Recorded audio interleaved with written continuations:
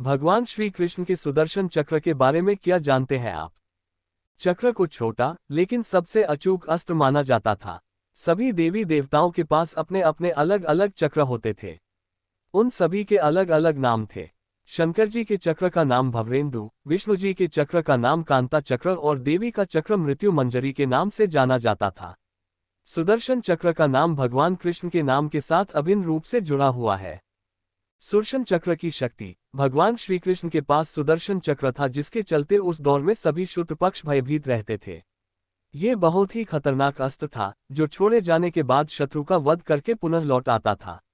इस अस्त्र को किसी भी प्रकार से रोक पाना असंभव था। आओ जानते हैं श्री कृष्ण के सुदर्शन चक्र का रहस्य। भगवान परशुराम से सुदर्शन चक्र प्राप्त करने के बाद श्री कृष्ण की शक्ति बढ़ गई थी। श्री कृष्ण और दाऊ के मुख से सुदर्शन प्राप्त करने वाली घटना सुनकर सत्यकी तो सुन ही रह गया था। यादवों के तो हर्ष का ठिकाना नहीं रहा। श्री कृष्ण और दाऊ 2 दिनों तक भूगु आश्रम में रहने के बाद क्रौंचपुर के यादव राजा सारस के आमंत्रण पर उनके राज्य के लिए निकल पड़े। श्री कृष्ण से अपने सुदर्शन चक्र से सबसे पहला वध राजा श्रृंगाल का किया था। पद्मावत राज्य के करवीर नगर का राजा श्रृंगाल हिंसक वृत्ति का हो गया है।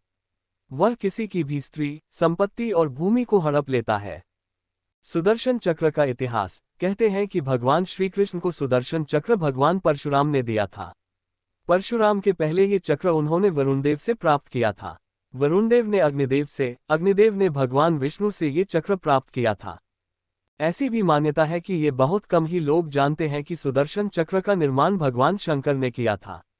प्राचीन और प्रामाणिक शास्त्रों के अनुसार इसका निर्माण भगवान शंकर ने किया था। निर्माण के बाद भगवान शिव ने इसे श्री विष्णु को सौंप दिया था। जरूरत पड़ने पर श्री विष्णु ने इसे देवी पार्वती को प्रदान कर दिया।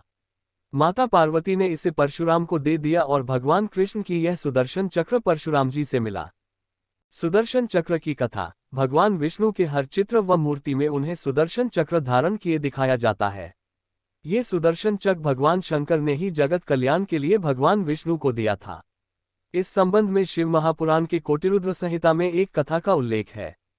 एक बार जब दैत्यों के अत्याचार बहुत बढ़ गए, तब सभी देवता श्रीहरि विष्णु के पास आए। तब भगवान विष्णु ने कैलाश पर्वत पर जाकर भगवान शिव की विधिपूर्वक आराधना की। वे 1000 नामों से शिव की स्तुति करने लगे। प्रत्येक नाम पर एक कमल पुष्प भगवान विष्णु शिव को चढ़ाते।